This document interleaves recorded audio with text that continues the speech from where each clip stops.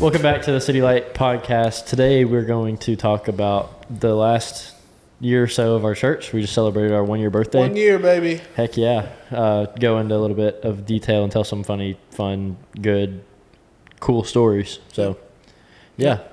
So I wanted to ask you first, Brennan. Okay. A lot of people probably have heard the story, but there are probably also several that go to our church that don't know. But obviously, you planted City Light. Yep. And what prompted that that move? Because you'd worked at several churches that were already established, and Yeah. I'll make this really short because I could spend 30 minutes doing this. But the first church environment I walked into right after giving my life to the Lord in 2017 was the first church expression that I saw that was very different than what I thought church was supposed to be. And what I mean by that is I thought church was stuffy, boring, uptight, just lacking all joy, and everybody was there because they had to be. And this church was everything but that. People were fired up to be there. Worship was passionate. People were engaged throughout the message, and church felt like it didn't feel like the main thing. It was like the rallying point for everybody because they were sharing their lives and doing life with each other outside of that. And Corey and I were dating at the time, and I just remember having a moment where I thought to myself, one day I want to do this. And by this, I mean start something from nothing that feels like this. And I viewed the 7 years after that in ministry just really as like a training ground, because I was like, well, I know that this is what I want to do. I feel like God's calling me to this, but I'm 22, so I can't do that right now. And I don't know anything about ministry. I barely even know anything about the Bible. So I need to learn a lot. And so in 2023 or fall of 2022, I felt like God said, get ready. And so that looked like Corey and I going to the organization that we planted our church through called ARC, and going through the training and learning what it looks like to plant a church. And we made the announcement to our current church, or our former church, that we were leaving to do this in the summer of 23. And we moved here in the fall of 2023, knowing that, okay, now that we're here, we got about a year until we launched the church. And so... Did you know the launch date when you moved here? We did. We knew the organization that we planted through kind of pinpoints. You have spring launches and fall launches. And so usually, end of January, early February is kind of the spring dates, and then fall is like end of August to early September is the fall dates. And we just knew, being in Kentucky, we were like, we don't want to run the risk of having a launch day and we do all that effort and then it snows on Saturday, and then the whole thing is kind of, which we've experienced that this year. Yeah. All of the trials and the struggles of, January stuff. So we knew Labor Day was September 1st. So we weren't going to launch church on Labor Day. Mm-hmm. The following Sunday was September 8th. Yeah. And so we're like, okay, that's the date. And so, we spent a year meeting people, trying to build what we called the launch team, all ramping up to September 8th of 24 to launch the church. So what's the first memory you have in Bowling Green of I enjoy being here, and I think this is a good place to be? So I had a ministry stop in Fayetteville, Arkansas, which is home of the University of Arkansas. And so it's college. Go Pigs. Whoop Pig. Did you say Go Pigs? Golly. Clearly not a fan. Yeah. Go Rebels. Yeah, whatever. Texas Tech? Ole Miss, my bad. Ole Miss just beat Arkansas. Dude, you're swinging and missing. God. Texas Tech's the Red Raiders? Yeah, you're right. Pat Mahomes. Yeah, take it easy over there, Dave. My bad. Dave. But But I knew that we loved the college town, and so when we were looking, we came to Bowling Green and loved that the city was very much kind of built around the university. Like, if you're not in Bowling Green, you don't know this, but if you live here, you know, like, when college is in session, the city feels it, and when it's not, the city feels it. And so we loved that. But yeah, one of the very first place that Corey and I went to when we drove up here to just see if this was the place was Spencer's downtown. and we asked No free promo. yeah, we'd love a sponsorship, Spencer's, if we could Free get it. coffee for podcasts. Hey. But we asked the same question to everybody that we could on that weekend, which was, what do you love about living here? And we were just filtering their thoughts to try to get a feel for the city. And I remember the guy that was checking us out, he said, I love Bowling Green because it's a small town that's getting bigger, and people love spending time in community here. And it's a city that's younger. And so, like, all three of those things really resonated with us. And then we asked all the, like, non-spiritual questions, like, could we enjoy being here? Can we afford to live here? Yeah. Can we see ourselves raising a family here? And it checked all those boxes. But, you know, all the while, like, because I know some people may hear that and be like, oh, that's super spiritual, and God, you know, split open the heavens and said, this is the place or whatever. I think with any, you know, step of faith, it's like, okay, I'm 90% confident, but there's 10% that is my faith that I don't know that I know that I know. And so the cool thing about the journey over the last, for us, you know, almost 2 years, has been just seeing that at every stage, at every season, it's just been confirmed and confirmed and confirmed. And so, yeah. If not Bowling Green, then what was the second option? So Bowling Green wasn't even on the original list. Oh, give us the list. What's the Cincy, list? Yeah. So we took 4 cities. We circled 4 cities. We started by saying, hey, where is a region of the country that we would be good fits in? And so, like, I love New York City. I love Southern California. But I had to be honest and be like, okay, would I fit in that context? And the truth was, like, I don't even know if they'd understand what I'm saying half the time in those contexts. Yeah. And so we're like, okay, probably the Southeast is where we're going to be. So let's circle 4 cities. And ARC had a map of 186 cities that they said were underserved, which just means that these cities, compared to population growth, projection, and current, don't have any or very few ARC churches. And so we circled 4. It was Cincinnati, Ohio, Clarksville, Louisville, and Fort Myers. Those were the 4 we circled. Fort Myers, Indiana. Florida. Florida. Fort Wayne is in Indiana. Gotcha. So those 4. My bad. I knew he was about to do that. And so we just began to pray on them. And Fort Myers was the first one that fell off, just because family's a big value to us. And, you know, Corey and I didn't grow up close to grandparents, and we're like, we have a unique opportunity with that. So let's not go 14 hours away. So people may say that's not spiritual, but that's just us. Practical. Yeah. And so it was down to Clarksville, Louisville, and Cincinnati. I loved Cincinnati. I still love Cincinnati.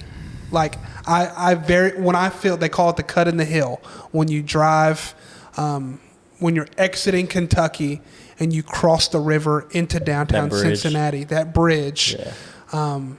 I remember just driving through it the first time thinking, like, you could feel the grit in this city. Have you been to Pittsburgh before?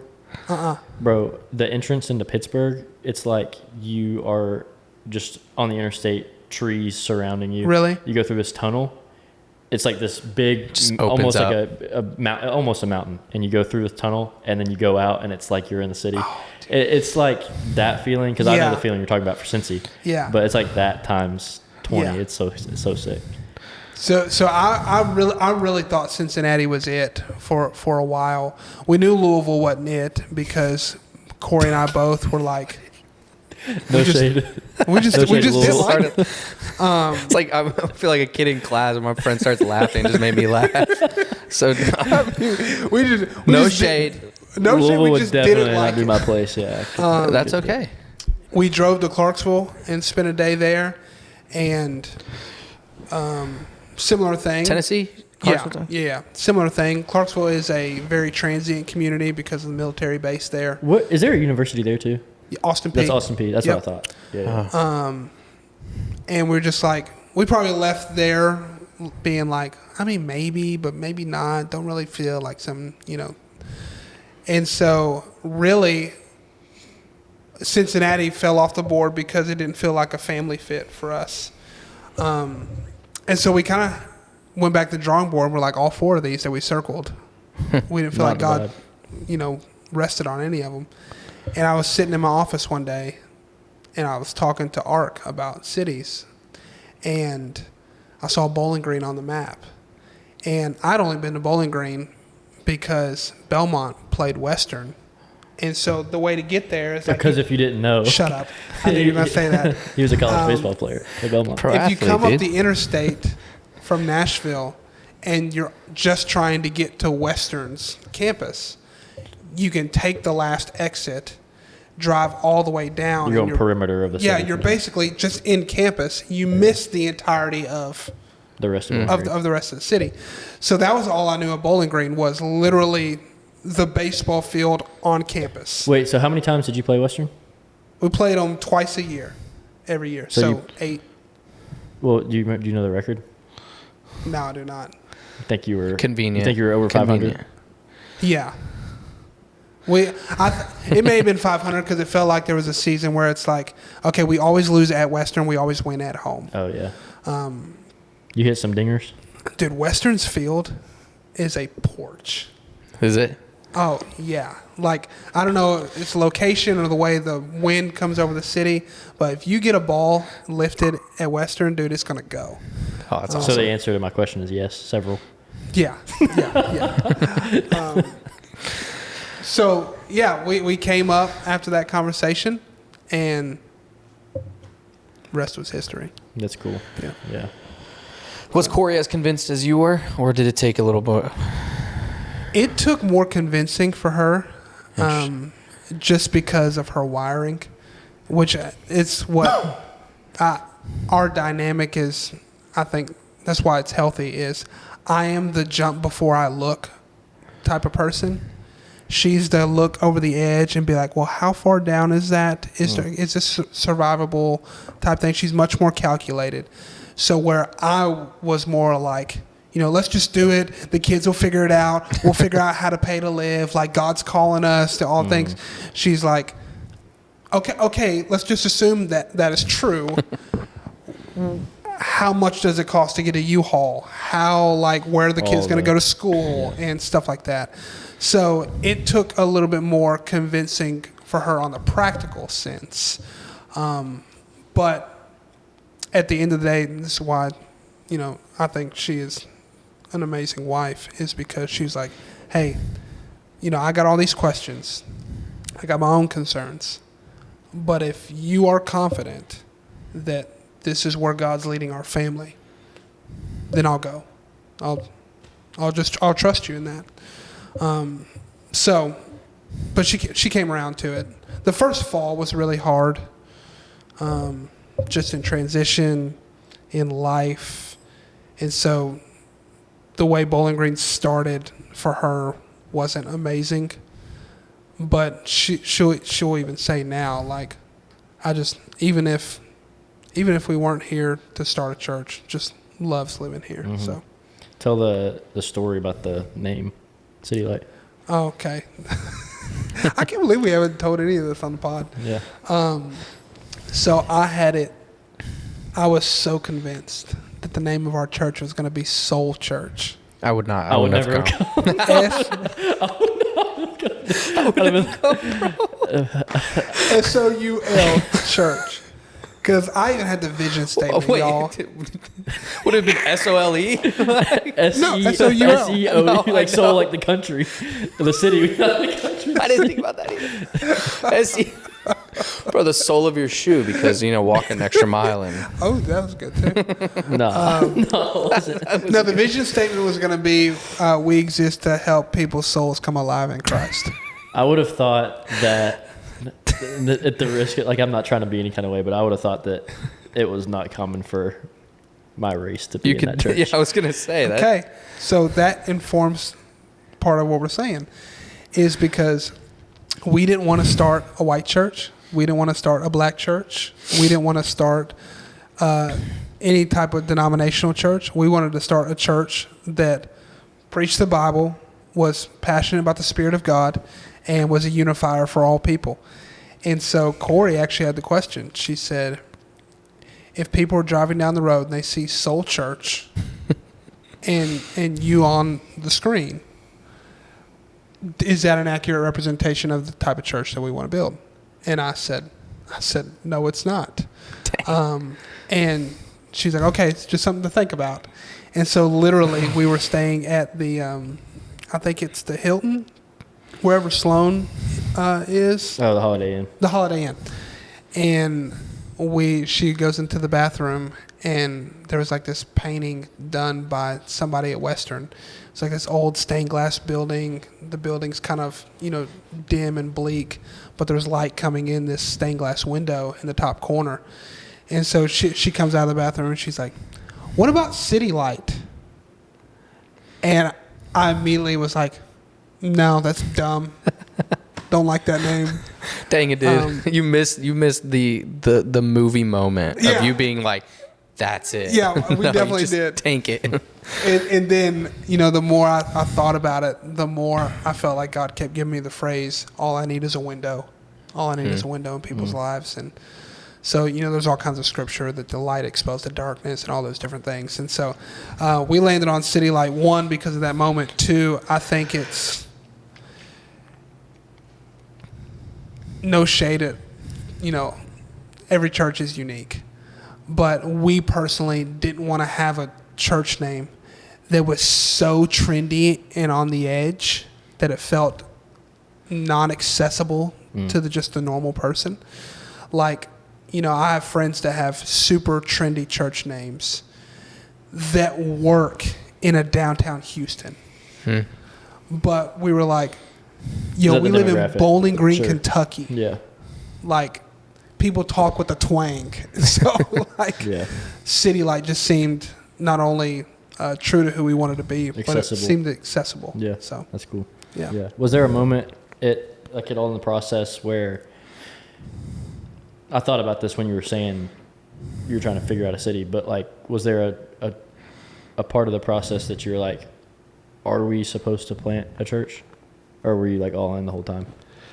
I don't know if there's been a part where I was like, are we supposed to plant a church? I think there's been several moments where I've had to come to grips with, this isn't what I thought it was going to look like, and that's okay. For I've told it on the podcast before, but when I'm walking on roofs, working as a roofer to put food on the table for our family, because we didn't have a church yet, and I'm still fundraising to buy signage. Yeah. There's no way I can afford to take an income from that.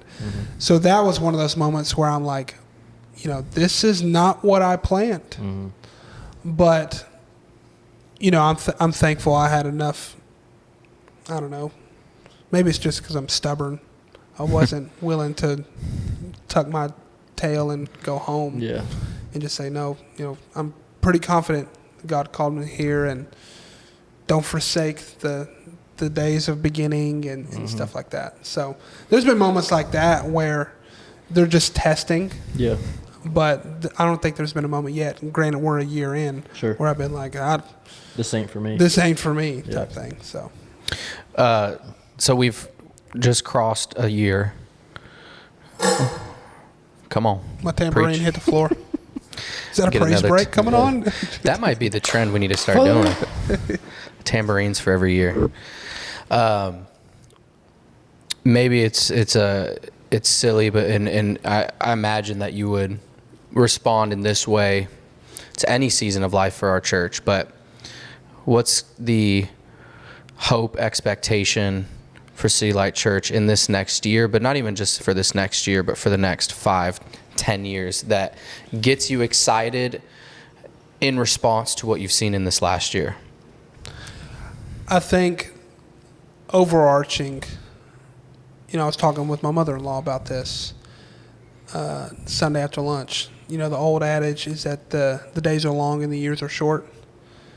And when you're living day to day, it's like, oh, this is long, and next month seems so far away. But when you look back and you're like, oh, 2023 feels like it was yesterday. I think there's been, so many moments where, our birthday on Sunday was one where I'm just standing in the back of the room and thinking about all of the people that were unaware of our church a year ago, 6 months ago, 3 months ago, and just thinking to myself, if God can do this in a year, what can he do in 5? Mm-hmm.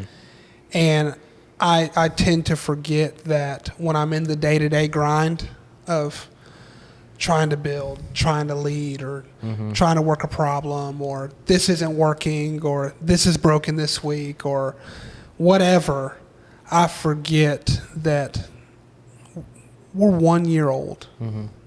And, what can God do? If God's done this in year 1, what could he do in 5 years? And so I get excited thinking about just how far God's brought us already.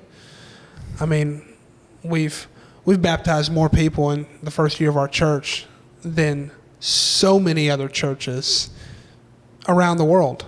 That's not because we're special. That's just the kindness of God. And so I get excited thinking about the people that are there now that in 6 months are going to realize a leadership gifting on their life. And the people that are there now that in 2 years maybe realize that they're called to ministry and they're on our staff and different things like that.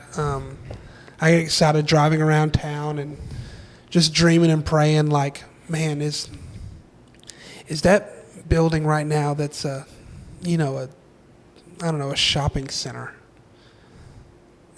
Is that the future home of City Light one day? And just different things like that. So, I don't know. I get excited thinking about what God can do in the next 5 years, but specifically in this next year, I feel like there's just a hunger rising in our church for the Word of God, just for the Bible being taught.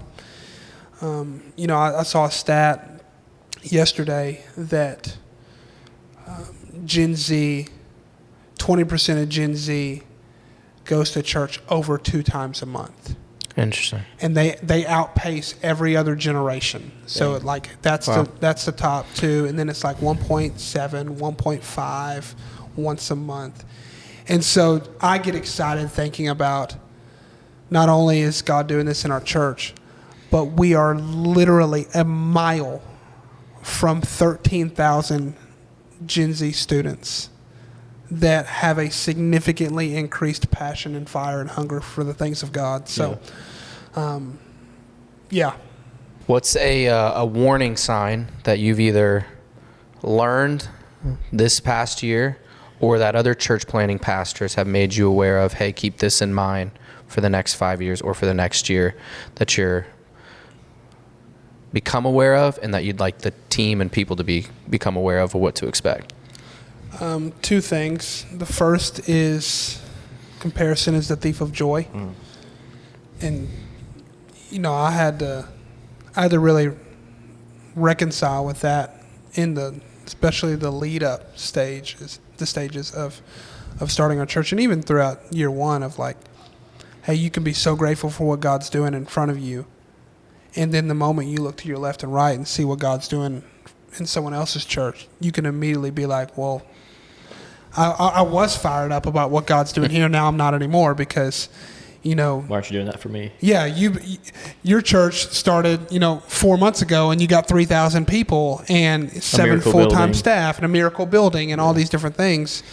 And so I just had to really come to grips with like, hey, the moment I start comparing what God's doing here is the moment I start devaluing it. And so I would give that as a caution of like, just be faithful to what God's put in your hand. Be faithful and passionate and prayed up to lead the people that God's put in front of you. Because comparison, we're not meant to compare. I mean, that's why as much as we can, we try to celebrate what God's doing in other houses and in other parts of the country, because we're on the same team. And we all have different callings. We all been given different talents. And so that would be the first thing that I would say is a caution, is comparison. The second thing would be what got us here will not get us there. In the same way that 1-year-old habits are 1-year-old habits, but 1-year-old habits will not produce the fruit of a 5-year-old child. And so what that means that with growth comes change, and with change comes tension. And that's something as leaders in every sense you have to wrestle with and try to lead well through and be wise through. Because, if our vision for our church isn't to exist for a year and then fold up shop and go home. We playing the long game. We're playing the long game here. We didn't start a church to just exist when, however long I felt like I was called to do it. I dream. I maybe I've said it on the pod. I know I've said it to y'all. I believe I have a 20-year assignment here, and that doesn't mean City Light's over in 20 years. That just means it'll have new leadership in 20 years. And so I want that next season to be set up well by what we do in this season.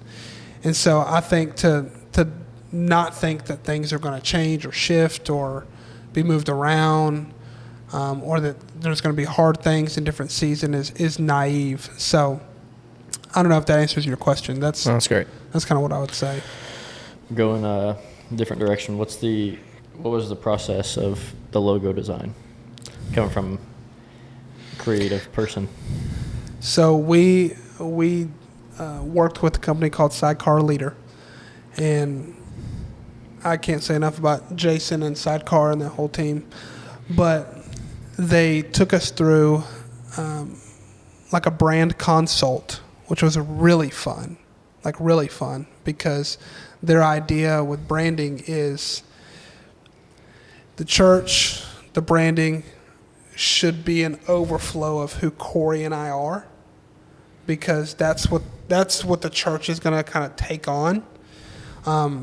So we wanted the identity and the branding to match that. So we filled out like questionnaires, like, do you want your church to feel modern and sleek and clean, or homey and aesthetic? Is it gonna be really minimalistic, or do you like a lot of color? Do you like more feminine typology or typography? Not typology. That's a biblical word. I did the exact same thing the other day. Typography, or do you like more bold and masculine type stuff? And so we ran through all that, and then they basically come back with some ideas, and we probably messed with the icon the most. We loved the logo pretty early, but the icon probably had, I don't know. Wait, you're saying the logo is what? So the logo is just the City Light type. The word mark. Yeah. And then the icon is what you got on your shirt. Yep. That probably had 10 revisions. Wow. Because it was like... Was it ever upside down? Yeah, I think it started upside down, and then we flipped it, and then there was a couple of revisions where it somehow had a C and an L worked into it. That's what when I saw it the first time, I thought that was something that was attempted. Yeah. But we really brought it home when we started to communicate. We want it to feel like a modern stained glass window. because that informs City Light and Yeah. all the stuff. And so we got to that. And How soon after? Oh, let me say this. When was that finalized? You think? that was finalized in the summer of 23. How soon after that did you get it tatted? Probably like a month. That logo it does not need to change. It was really Yeah, quick. that'd be wild. Well, Or if people, we changed it, then you can get V1 tatted on. yeah, well, people version ask me, 1. like, what are you going to do if the logo changes? I'm like, it was still our original logo. Yeah, that's true. Yeah, It doesn't matter. Yeah, pipe down. Yeah. Pipe Town. All right, Gabe denied the first request, right? Yes, he did. All right, well, He let's never clear up. He never thinks that he did, but he did. Tell the story, Gabe. Tell right. the story. Here's the real story. So part of the reason why I asked what cities you guys were considering was because what some people don't know is Brennan and I have the same birthday. So every year, because we know each other from a previous church where we lived down in Florida, so we maintained kind of a connection through that as he was leading a young adults ministry while I was down there as a college student. And then our roles kind of reversed almost. But because of the same birthday, we would always reconnect every year. And so I always kind of had tabs on where Brennan was at in his ministry kind of journey and family. But one of the things that started kind of drumming up was an initial, I think it was Brennan was trying to see if I would come to the church he was at to partner with their youth ministry to help and kind of step into a role and position there. Shut him down the first time with that. Yep. Hard no, hard pass. And then I think when the church planning stuff started to really become more of a reality, but less where, and it was more in that exploratory phase of what city even if we're going to plant a church. Fort Myers piqued my curiosity because I was already down in Florida. And I remember following up with you maybe, I don't know how soon after Bowling Green was chosen from when you guys visited those places, but I remember getting excited about the idea of Fort Myers because I was like, man, that's only like an hour south for me. And then I remember you saying that, nope, it's not Fort Myers. It was none of the places you actually sent. Bowling Green was the next option. And then Brennan came down and spoke to our church, or my church that I was at, and we had a conversation in the green room. Yep. About, I don't know at what stage was City Light at that point. So this was the Sunday after Thanksgiving. So we had been here about a month and a half, but hadn't had any interest parties, no team. Yeah, no nothing. I was gonna say I don't know if there was any. I think you guys maybe had just like moved, right? That's what I'm saying. Yeah. Yeah. So right after. Yeah. And we probably have different perspectives on how this conversation went. I probably, in your brain, shut it down immediately, but internally I was like, man, if I open up that idea and that possibility, I know that my brain is not going to let me rest until I essentially seriously consider it, and then eventually, make a decision that would be a hard one, but a necessary one. But from your lens, how did the conversation go? No, it felt very much like you explained it. It was like, oh yeah, that'd be a great idea, but not really entertaining the thought. Because I was coming at it, I was like, I knew Gabe had significant ministry gifts, and he had been at this church for a while. What were you doing there? Essentially operate as the associate to the campus pastor. Yeah. And so that's where I was like, I saw him in the capacity he is now, but I knew, because he was, how long had you and Lulu been married by then? By then it was probably close to 2 years. Now we just crossed 3 in July this past year. Because you came. That was November of 23. Oh, so then 2.5 roughly. Oh, okay. Wait, no. No. Oh, 23. Yeah, you're right.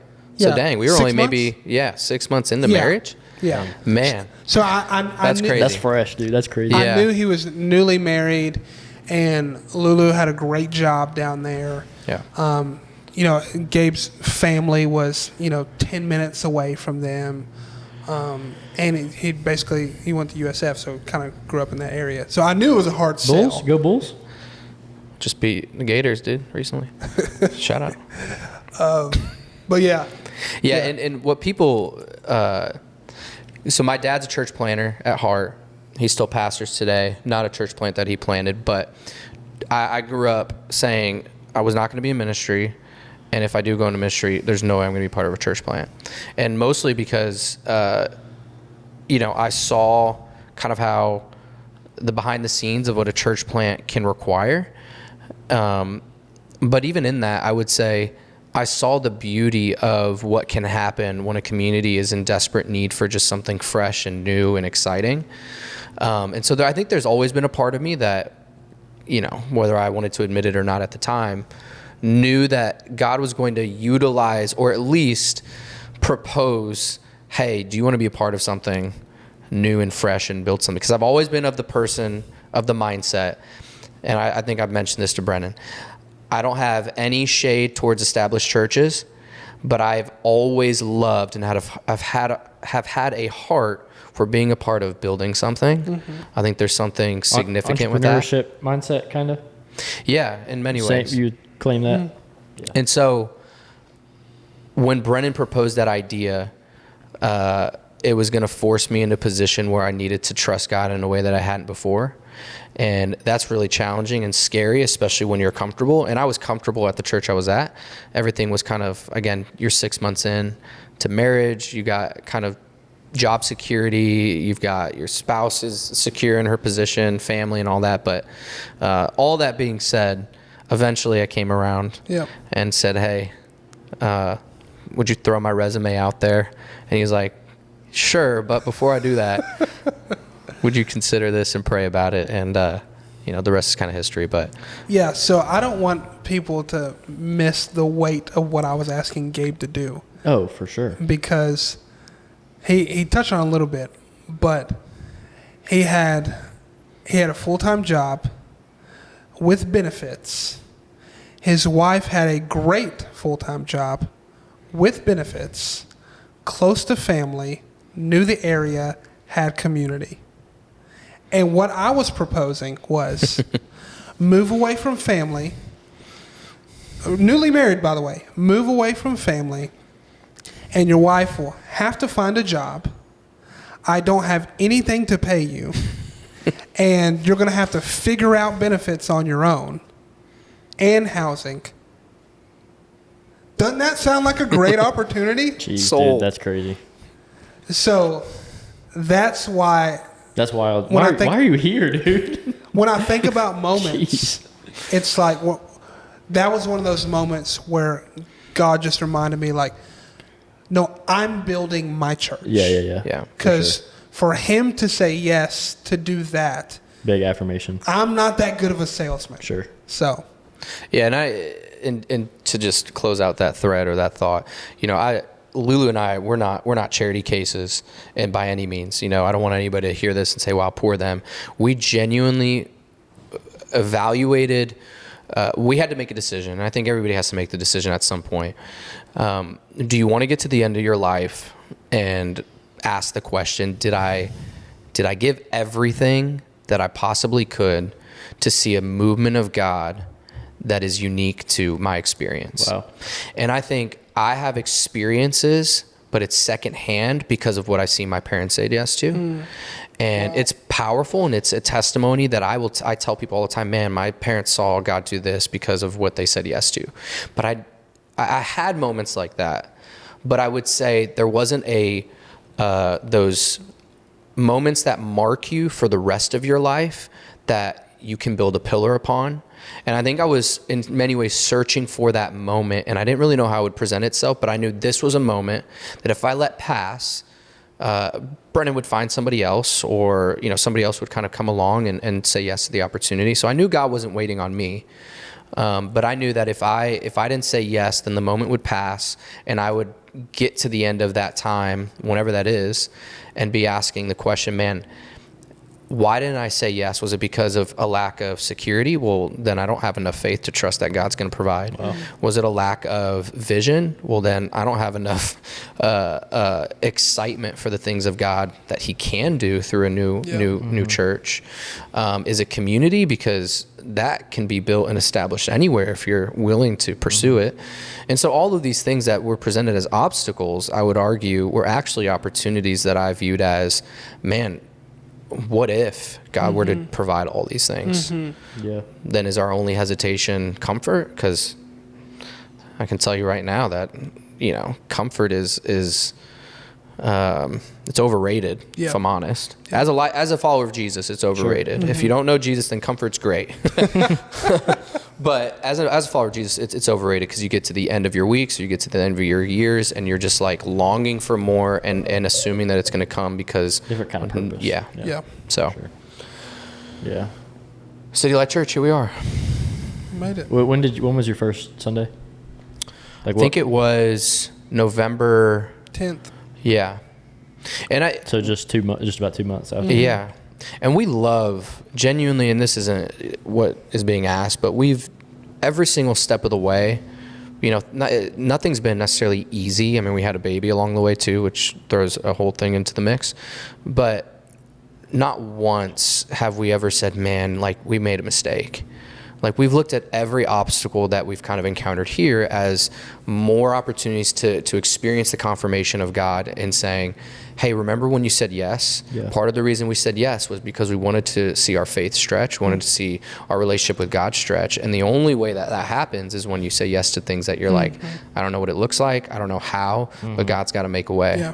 So. And that's the principle. If you don't know that God is calling you to something, don't do it. Because when it gets hard, the only thing that'll keep your feet planted is, but God told me to. Yeah. So. Yeah, that's good. All right, well, thanks for listening to a little bit about how City Light got started, and these two guys, how they are here right now. So that'll wrap it for this episode. Come and hang out next week when we're going to be talking about some things about our sermon series, which is You Asked For It, where we dive into some of the questions that City Light Church has had about different topics. So join us next week. Bye.